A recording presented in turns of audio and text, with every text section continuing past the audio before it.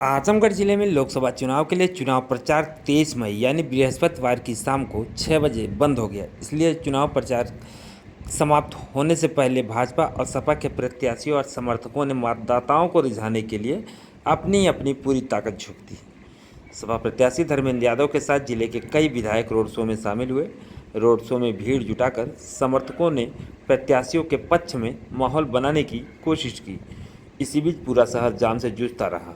बता दें कि समाजवादी पार्टी का रोड शो हर्रा की चुंगी से निकलकर जो शहर के विभिन्न मार्गों से होते हुए रैदुकपुर स्थित गांधी प्रतिमा पर आकर समाप्त हो गया। सुबह से लेकर देर शाम तक बाइकों व कारों पर अपनी अपनी पार्टियों के झंडे व गीत बजाते हुए सड़कों पर घूमते रहे।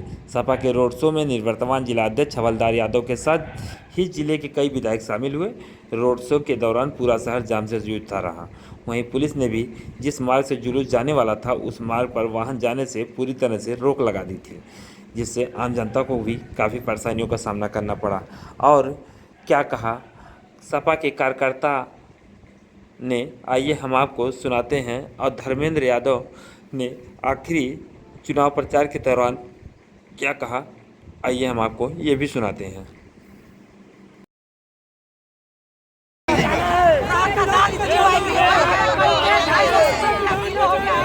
इस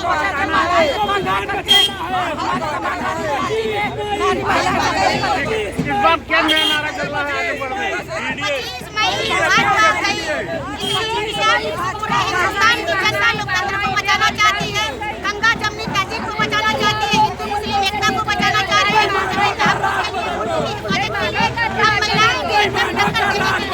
क्या चुनाव में मुद्दा इस बार? चुनाव में पहला मुद्दा है गठबंधन की सरकार बनती है तो जो इनकी अग्निवीर अवस्था है पहले वो समाप्त हो जाएगी, और जो इनका पेपर लीकेज है उनका लीकेज गठबंधन की सरकार ही बंद करेगी। और जो ये हुजूम आप देख रहे हैं ये सत्ता परिवर्तन का है, देश की तस्वीर और तकदीर दोनों बदलने का एक चुनाव है। क्या नाम है? क्या चुनाव में मुद्दा है? देखिए चुनाव हम लोग 3 लाख से वोट जीत रहे हैं।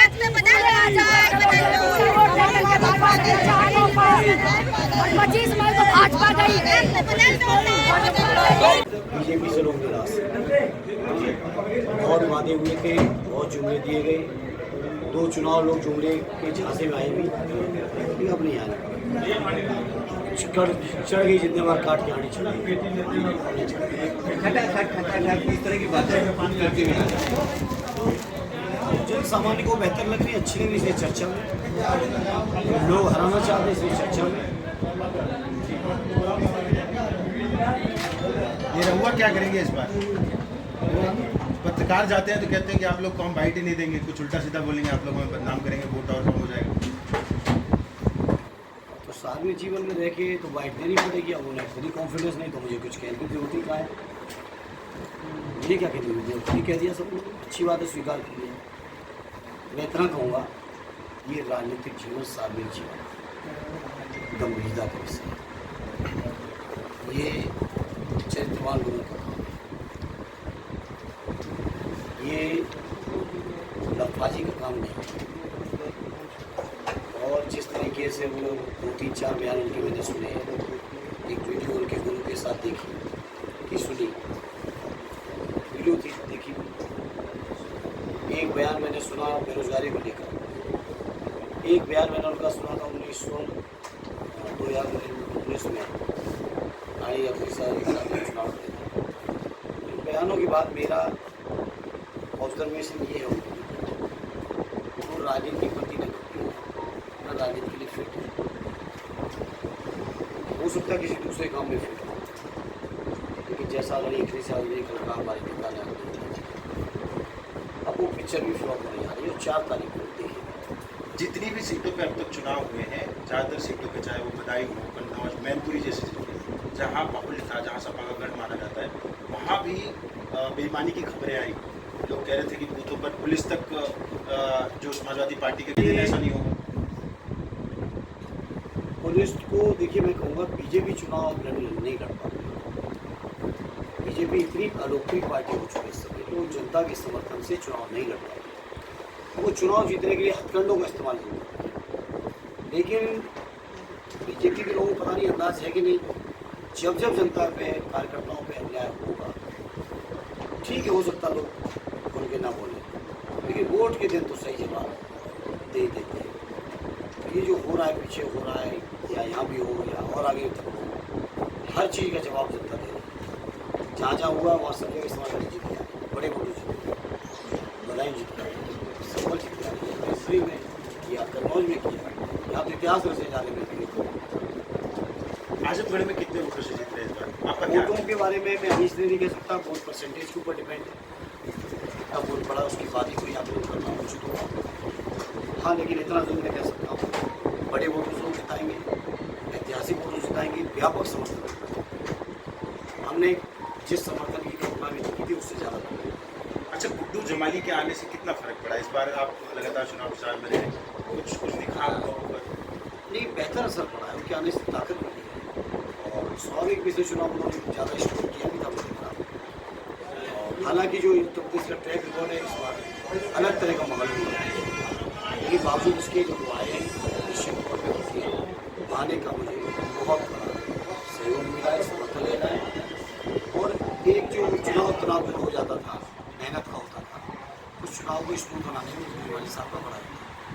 अच्छा धर्मेंद्र जी, मैं देख रहा हूँ जितने लोग आपके साथ खड़े हैं, चुनाव प्रचार खत्म हुआ तो आपके सारे कार्यकर्ताओं का भी खत्म हुआ, पर आपकी पुलिस की हालत बहुत खराब है। क्या मामला है?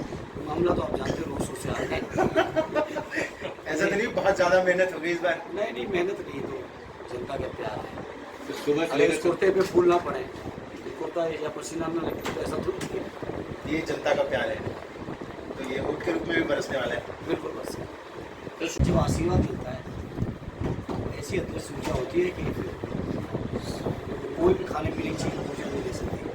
जो आशीर्वाद दुआओं की मिलती है, और वो मुझे मिल रहा है। सर 2014 में मोदी जी ने वादा किया था कि हर साल 2 करोड़ रोजगार देंगे। इंडिया अलायंस वाले कह रहे हैं 30 लाख रोजगार देंगे, तो किसके वादे पर विश्वास जनता को रहेगी? मोदी जी से तो हम खुद पूछ रहे हैं, आपके साथ साथ हर मीटिंग पूछ रहे हैं। अब ये अलग बात है कि आप बीजेपी से पूछ पा रहे हैं, ये अलग बात है।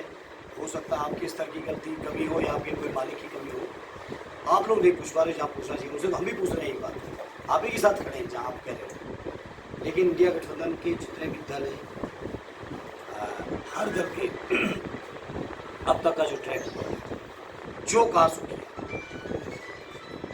अगर हम यूपी की बात करें तो मुफ्त पढ़ाई, मुफ्त सिंचाई, मुफ्त दवा, बेरोजगारी भत्ता, कन्या विद्याधन योजना, समाजवादी पेंशन योजना, आगरा लखनऊ एक्सप्रेसवे, पूर्वांचल एक्सप्रेसवे, जितना भी आपको हमने वादा किया। और अच्छी बात है, आजमगढ़ से जुड़े बहुत सारे पत्रकार हैं। अभी मैं आदित्य के चुनाव में पिछले महीने 15 तारीख को था, मैं बधाई में गया था। अभी तो आप लोग खुश ही हो, उस दिन जो नॉमिनेशन में होते हैं पत्रकार साथियों का भी जिम्मेदारी होती है और क्रेज होता है। लगभग 50 कैमरे ऐसे ही लगे थे जैसे आप लोग अभी उस साथी में आए। मैंने उन कैमरे के सामने निमंत्रण दिया बदायूं के पत्रकार कि मेरे द्वारा किया हुआ एक भी वादा अधूरा हो तो आप किसी ऑन एयर मुझसे पूछो। तो मुझे खुशी है कि पत्रकार मित्रों पर इस मामले में कोई सवाल नहीं था।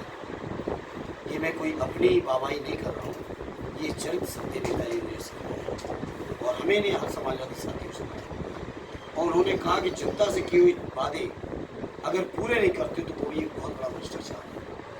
तो हम लोग ऐसे संस्कारों में बड़े बड़े कि हम लोग अपने किए हुए वादों को 100% पूरा करते रहे और करेंगे। और इस बार भी जहाँ अपनी गरीब माताओं बहनों को साल में 1 लाख, महीने में लगभग 8 साढ़े 8 लाख के बीच में पड़ेगा, उनकी पेंशन दिलवाएंगे, अग्निवीर की योजना खत्म कराएंगे, 30 लाख नौजवानों को रोजगार जिसकी बात की है, जून एंड आते आते सरकार गठित हो पाएगी। मैं आज आपसे वादा करता हूँ दिसंबर खत्म होने से पहले 30 लाख रोजगार केंद्र सरकार के देश के नौजवानों को मिलेंगे। अग्निवीर की योजना से आप सभी जानते हैं नौजवान परेशान हैं, उस अग्निवीर की योजना को भी हम लोग खत्म करेंगे और जो स्थायी भर्ती होती थी पहले के समय किसी उस भर्ती को करने का। किसानों का कर्ज भी माफ होगा सर? बिल्कुल, कर्ज भी माफ होगा और भविष्य में किसान कर्ज में ना आएगा, इस बात की भी व्यवस्था की जाएगी। और वो व्यवस्था तभी संभव है जब किसानों की लागत से उनकी आमदनी बढ़ा दो, समर्थन मूल्य बढ़ा दो, तो किसान कर्ज में आएंगे। तो न केवल कर्ज माफ करेंगे बल्कि आने वाले समय में हमारे किसान कर्ज में ना पाएँ, इसका भी तरीका और इंतजाम माननीय अखिलेश यादव जी ने और हमारी पार्टी ने, हमारे गठबंधन ने, राहुल जी ने और सब साथियों ने सोच लिया। सर बीजेपी समर्थक लगातार के बीच रहेंगे। मुझे खुशी इस बात की है कि बीजेपी के लोग ये मानने लगे हैं अगर जीतते हैं। पहली बात रही बात रहने की, तो बिल्कुल रहेंगे। कल की सभा में माननीय राष्ट्रीय अध्यक्ष जी ने भी यही कहा है, घर भी बन ही रहा है और हो सकता है कि जीत की मिठाइयाँ भी उसी घर में बटे, तो वो कोई चिंता करने की जरूरत नहीं है। और ये लोग जो लोग कुछ नहीं कर पाए, ऐसा विकास हम नहीं करेंगे कि आज फीता कटे और 33वें दिन उसमें आगे करें। ये विकास समाजवादी ने कभी नहीं किया और न करेंगे। सर यहाँ पे आजमगढ़ में एक गाँव जो कि हम लोग बोल रहे थे, तो हम लोग ने पता किया, तो एक गाँव है जहाँ पर वो कह रहे हैं कि वोट गाँव के बारे में संज्ञान नहीं, जानकारी दे देंगे और लोगों को मनाएंगे भी, समझाएंगे और भविष्य में होगा। सर अग्निवीर योजना जब से केंद्र सरकार लेकर आई है, आपसे तो नवयुवक मिले होंगे, तो उत्साह तो कम हुई है सर, तो क्या लग रहा है? जी, ये देश की सीमा जैसा संवेदनशील मामला है सेना की, और इस संवेदनशील मामले को आप 4 साल के लिए दे रहे हैं। मैंने कुछ सैनिकों से बात की, उस सैनिकों ने मुझसे कहा कि हम लोग की जो एक्चुअल में ट्रेनिंग कंप्लीट हो पाती है उसे 5 साल लगते हैं। सैनिकों ने कहा मुझसे। सदैव नेताजी ने कहा था कि दुनिया में सबसे बहादुर फौज है हमारे हिंदुस्तान की। उस बहादुर फौज के साथ क्यों छेड़छाड़, क्या जरूरत है? आखिर हमें जरूरत नहीं अपने फौजी भाइयों के उत्साह और मनोबल की सीमाओं पर, और जरूरत है तो अगर उनका मनोबल आप दिलाएंगे तो कैसी सीमाओं की सुरक्षा की उम्मीद करें?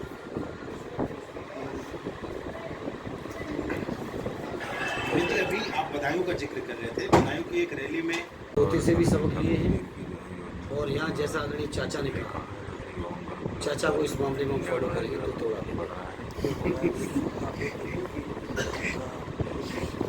सर शहीद भी 2 तरीके के हो गए हैं, अग्निवीर के जो जी संवेदनहीनता है। ये सदैव नेताजी ने परंपरा शुरू की थी। नेताजी के रक्षा मंत्री बनने से पहले जो नियम रहे होंगे, वो वर्दी, टोपी और सब चीज़ें आती थी, बेल्ट वगैरह, जैसा मुझे बताया गया।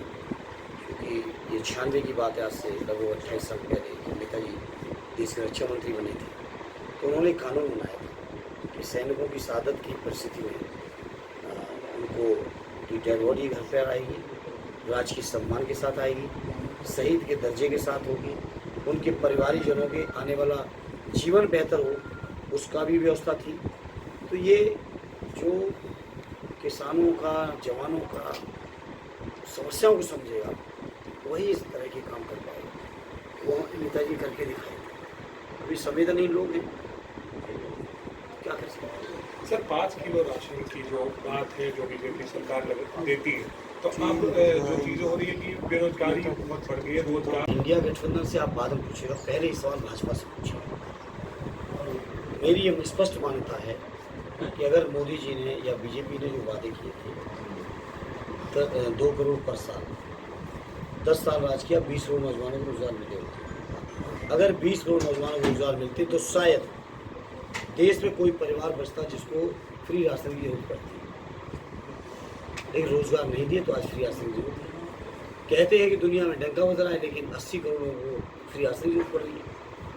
यही डंका है देश, दुनिया में देश का। तो इसको डबल कर दिया कांग्रेस ने, कहा 10 किलो। नहीं, परिस्थितियाँ रहेंगी, अगर लोग गरीब रहेंगे तो देना तो पड़ेगा।